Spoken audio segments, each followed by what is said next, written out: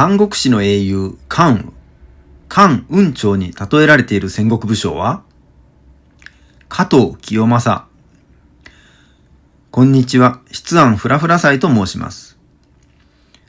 英傑三国志伝という江戸時代中期の書籍があります。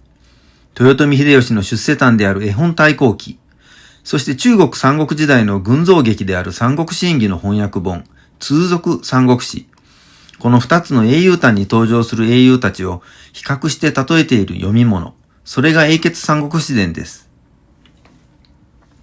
三国志関係の作品が好きな方であれば、織田信長を例えるなら三国時代の宋猛徳だな、などと考えたことがあるでしょう。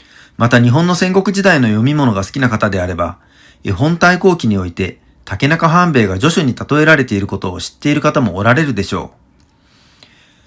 江戸時代の庶民たちもそのような例え話で趣味人同士話の花を咲かせたのです。英傑三国志伝は残されている書籍の数が少なく、シリーズの全体像も明確ではありません。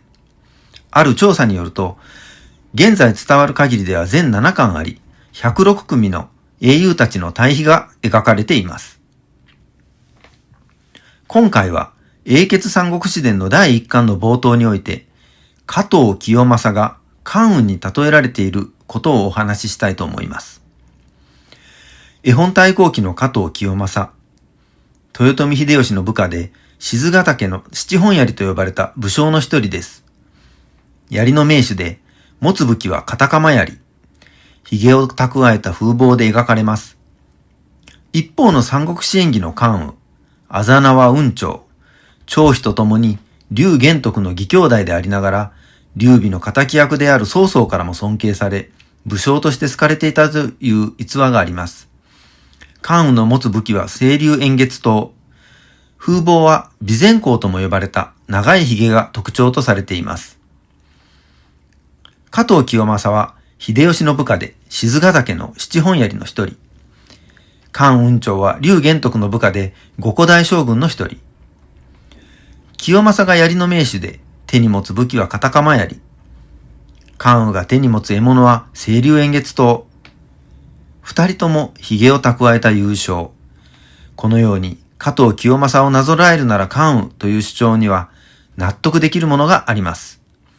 なお、賤ヶ岳の七本槍とか五個大将軍などは史実というわけではありませんが、英傑三国志伝が使っている元ネタのそれぞれ絵本大公記と三国志演義というフィクションですのでご勘弁を。